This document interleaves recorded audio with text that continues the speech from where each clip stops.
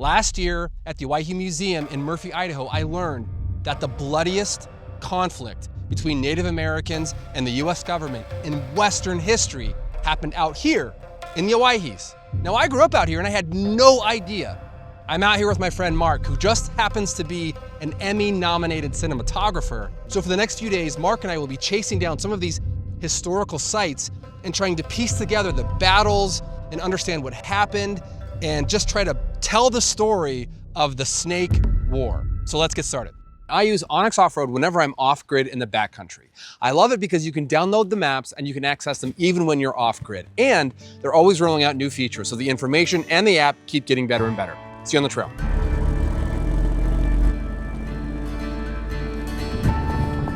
I decided to bring both of my Jeeps on this trip. Mark was driving the Gladiator and I was driving the Wrangler 392. Now, it might seem silly to have one vehicle per person, but we were planning on venturing to some of the most remote and rugged parts of the lower 48 states. So having two fully equipped off-road vehicles seemed like a good idea, because if one of them became inoperable for some reason, we'd still have the other to get us out and back to safety. So one of the things that drove the conflict, probably the thing that drove the conflict, was the resources out here. So Native Americans had been out here for thousands of years. No one really knows exactly how long, because there's no real written history, but thousands and thousands of years they'd been out here on this land. And what happened is there was gold that was discovered in Silver City, and that gold brought a lot of new people to the area. And so when the grasses were being eaten, when the game was being taken, even destroying food sources, maybe even inadvertently, sometimes intentionally too, the Native American tribes rose up and said, we need to take back our land. It's been taken from us, now we're going to take it back. That's really why they started essentially trying to eradicate settlers from the area. So hopefully just in a few miles up here, we'll be able to see our first site where a historical event took place, really a massacre. And so I don't know if there'll be anything left, any markers to see, but we'll certainly get to that spot and be able to talk about it when we see it.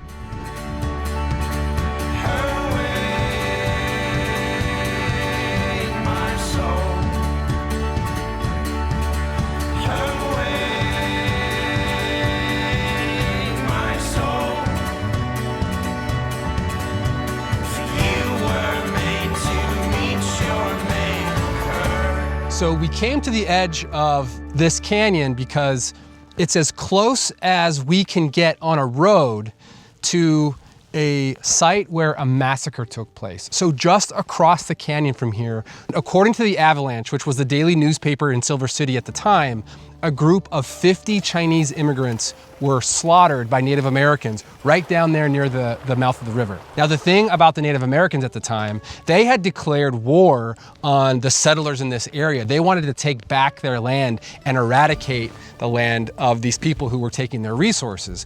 Chinese immigrant workers back in the 1860s were second-class citizens at best. They were kind of thought of as pariahs of the time. But the fact that so many of them were killed in this one instance, and their bodies were mutilated and scalped and all these things, caused the folks in Silver City to react differently and to really want to take action. The result of this and a few other instances like this was Silver City called the US Cavalry to come in, and the US Cavalry came in and started combating the Native Americans. So this event was really important to the conflict because it was one of the big inciting incidents that really led to military action from the US government. And we're about to visit a battle site just about 20 miles upriver from here, and we're gonna go there and try to piece together exactly what happened and maybe try to see it through their eyes. So that's our next stop.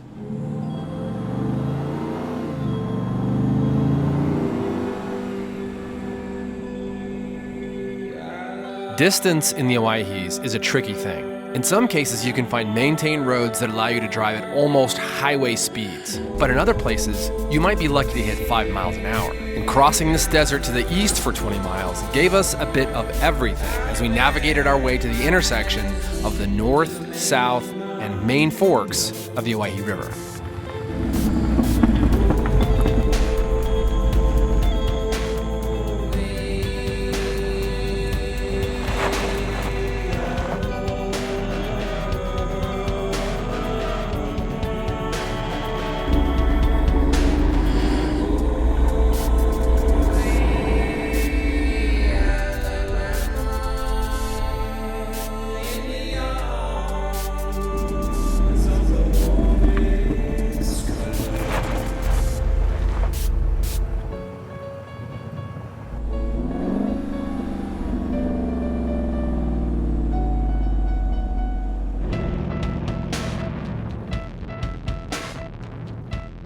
So we made it to what's called Three Forks Recreation Area, and this place is incredible. It sits down where the Three Forks of the Owyhee River come together, hence the name Three Forks.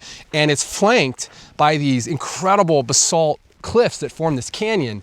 And this is the site of a major battle between the US Cavalry and the Native Americans, which I cannot wait to dig into in the morning. All we're gonna do tonight is set up camp, make some steak for dinner, and enjoy this beautiful setting. Tomorrow, we're gonna dig into this battle and really kind of unpack what happened between the US Cavalry and the Native Americans. So I cannot wait to do that, but I am tired, it's late, and I'm hungry. So we're gonna set up camp and have dinner.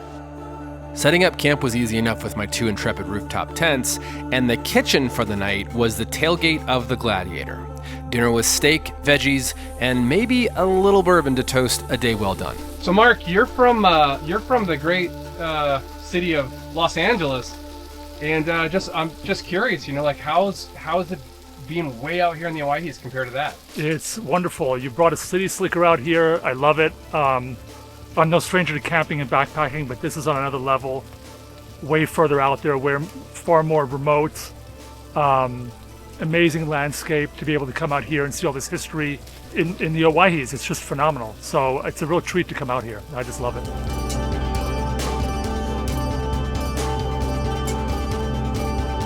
Cheers. Cheers. Amazing. Steak and steak and veggies. Steak on the trail. There's nothing like it.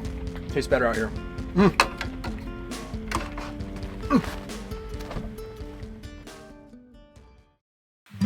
The next morning came early, as we had a lot of history to investigate, a lot of stories to tell, and a lot of ground to cover. On a day like this, coffee is a non-negotiable.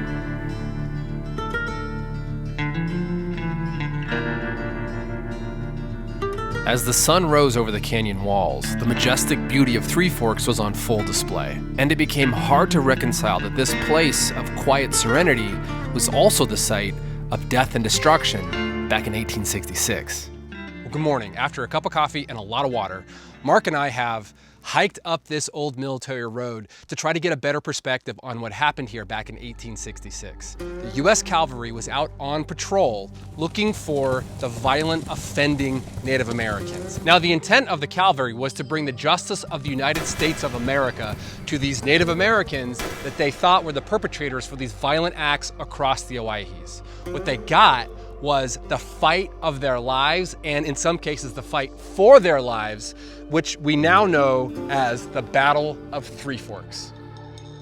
The Battle of Three Forks happened on May 27th and 28th in 1866. It consisted of roughly 90 US soldiers fighting 300 Paiute Native Americans.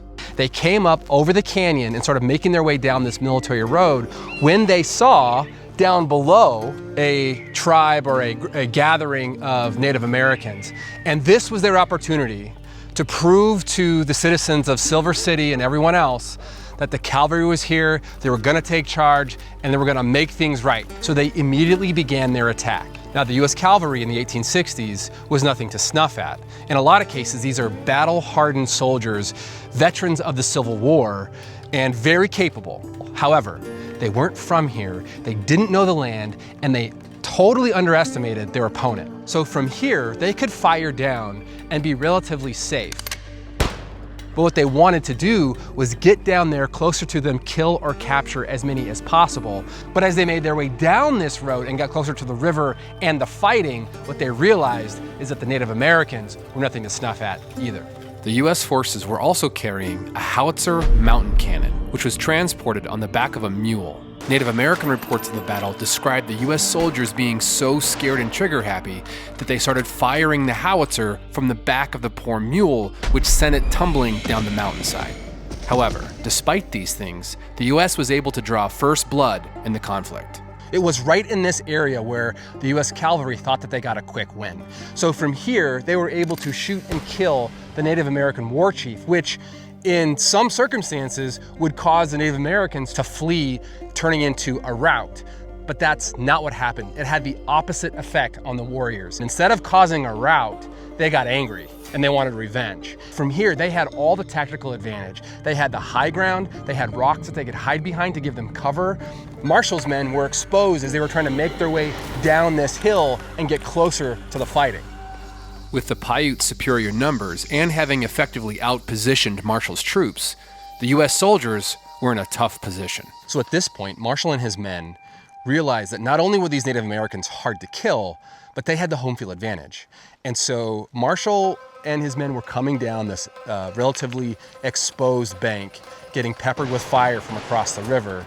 And in an attempt to level the playing field, Marshall decided to try to float a Civil War cannon called a howitzer across the river to bring some real firepower to the Native Americans. We're here during the fall where the river is low, but when this conflict happened, the river was flowing right where I'm standing. So to get the cannon from one side to the other was a pretty big float. But if you can imagine them building a makeshift raft and trying to float one of those super heavy cannons across the Owyhee River to flank the Native Americans, you can kind of guess what happened.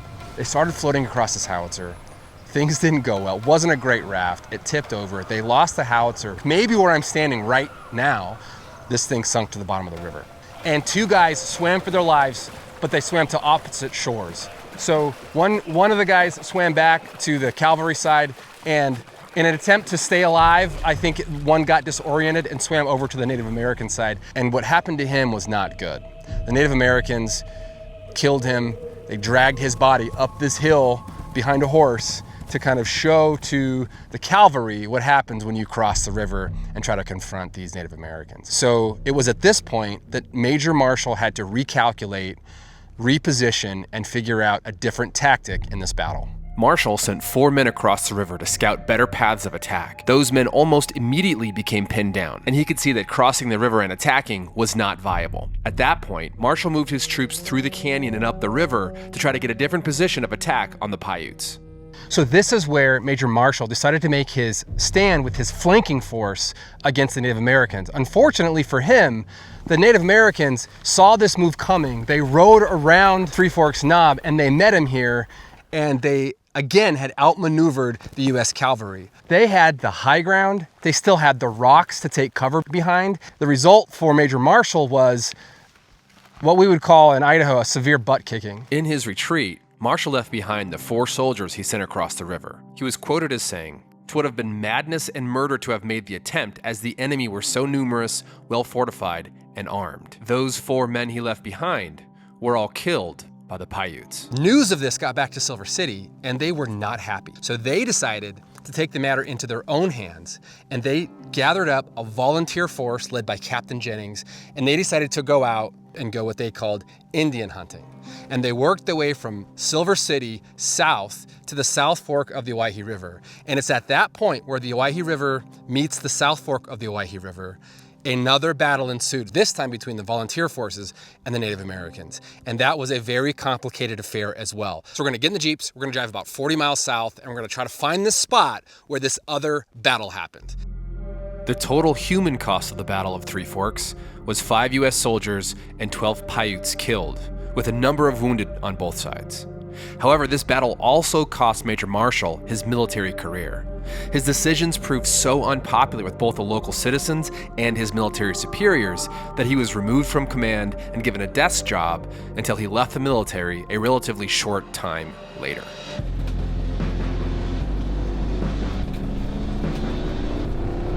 Our retreat from Three Forks was complicated by the weather. We were attempting to travel between 30 and 40 miles across the open country of the Owyhees, but there were rainstorms threatening our main route as well as our alternatives. So we wound up rerouting multiple times, skirting to the east to avoid the storm, and ultimately finding ourselves in Nevada, trying to approach our next historical site from the south. Well, we have been on quite the chase this afternoon. So we've been backtracking and ducking and diving and weaving between these storms because you do not want to get caught in a big rainstorm out here. And so there's little to no chance that we're gonna get to camp tonight during, with the sun up. And so what we're gonna have to do is decide if we're just gonna maybe camp along the way and then try to get there in the morning, which is probably what we're gonna do. No matter what, we're not gonna really dig in to this story until the morning. But for now, I'm going to enjoy the rest of this drive because this is really pretty and the skies are beautiful right now because they've been so stormy. And just keep making our way to the river.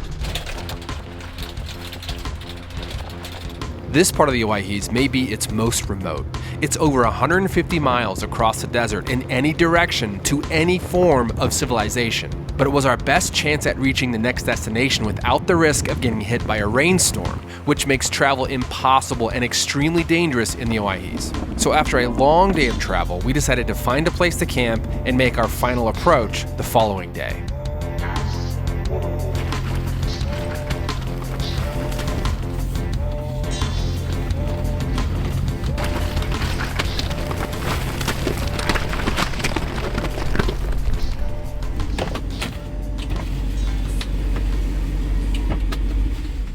I think this is actually fantastic. This is a camping spot, not a camping spot. So this is a washout. Clearly there's a big washout that came through here. And now it's just river rock underneath. And it makes for actually a pretty safe camping spot if it rains.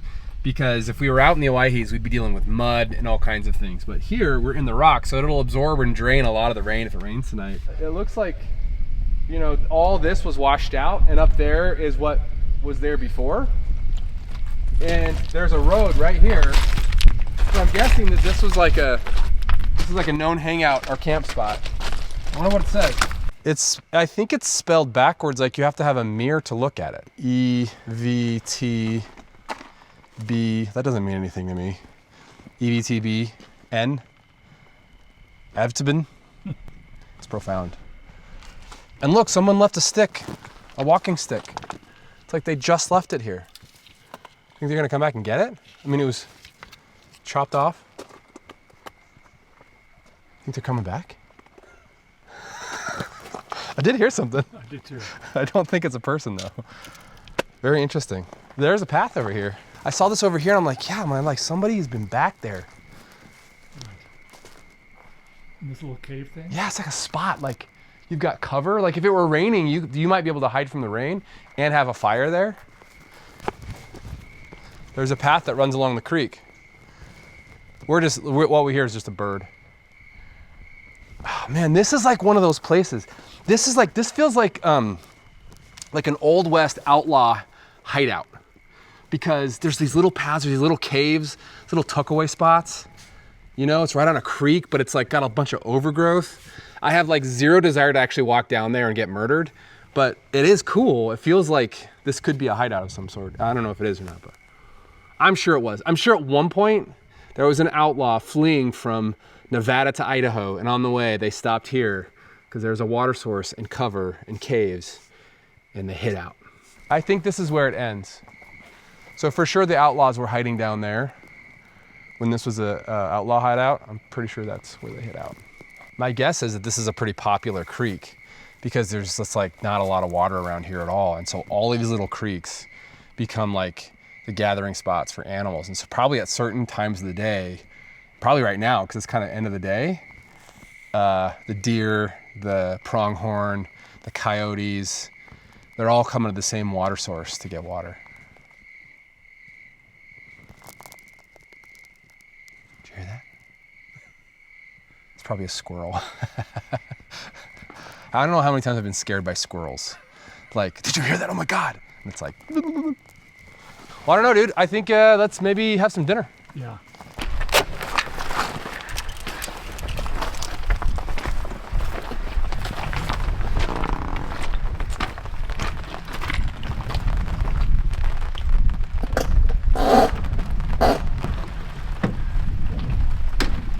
Maybe we should just leave the tents closed just in case it's a short storm and blows over. That way the fabric doesn't get wet.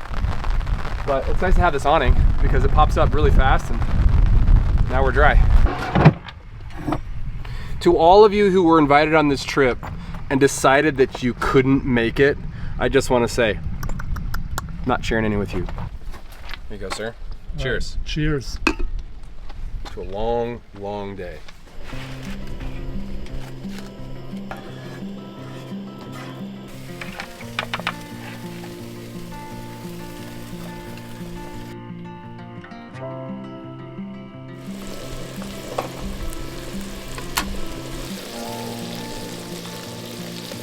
Like earlier today, I was like a little frustrated with how long everything was taking, and that I'd made some wrong turns on the map, even though I have a highlighted route.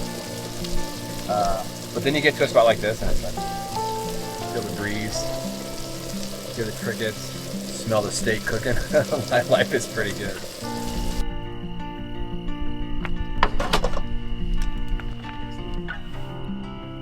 Cheers. Cheers.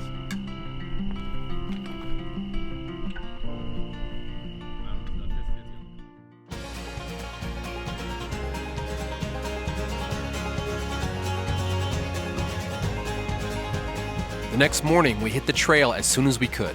We were still in Nevada and had to cross north into Oregon, then east into Idaho before reaching the access road to the next battle site. Okay, I'm moving. Like a stone, and I fell head into your arms.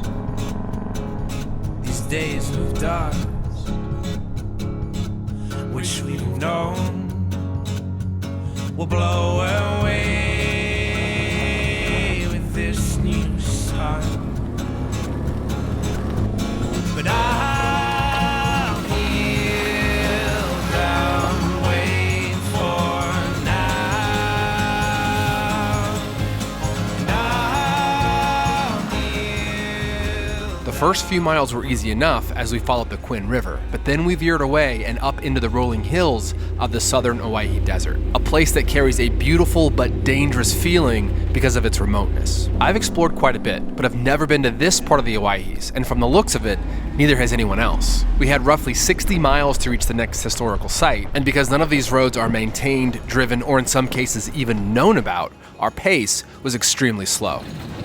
Well, Mark, after this trip, you'll be able to legitimately claim that you've been to the far reaches of the Owyhee Desert, to a place where very, very, very few people have ever been. One of the benefits of being this remote is the wildlife you get to see. We saw many pronghorn antelope along the trail, which is the fastest land animal in North America. In fact, they are so fast, I could never get my camera out in time to capture them. That is, until we came across a herd of about 30 that let me film them from a distance. These pronghorn can reach speeds of 60 plus miles an hour and sustain 30 to 40 miles an hour for miles and miles. I kept my distance from them as best I could, but they did not like the sounds of our engines, so we got to see their speed firsthand.